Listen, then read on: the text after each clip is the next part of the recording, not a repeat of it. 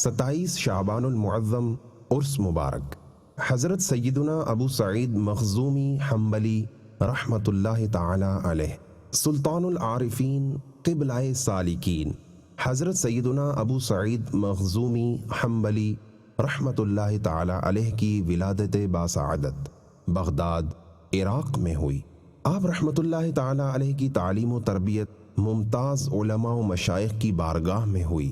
ائمہ وقت سے اکتساب فیض کیا اور شیخ ابو الحسن علی ہاشمی رحمۃ اللہ تعالی علیہ سے بیعت و خلافت کا شرف پایا۔ حضرت خضر علیہ السلام آپ کے رفیق و ندیم ہیں۔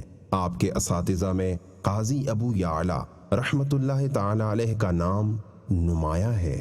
آپ رحمۃ اللہ تعالی علیہ سلطان العارفین قبلہ سالکین اور سلسلہ قادریہ رضویہ کے شیخ طریقت و امام ہیں۔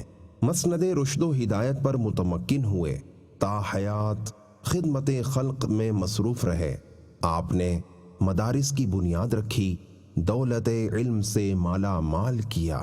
سلطان العارفین قبلہ سالکین حضرت سیدنا ابو سعید مخزومی حنبلی رحمۃ اللہ تعالی علیہ نے 27 شعبان المعظم 513 سنہ ہجری مطابق 4 دسمبر 1119 سنہ عیسوی کو وصال فرمایا، اور آپ کا مزار مبارک بغداد عراق میں مرجع خلائق ہے۔ اللہ تبارک و تعالی کی ان پر رحمت ہو اور ان کے صدقے ہماری بے حساب مغفرت ہو۔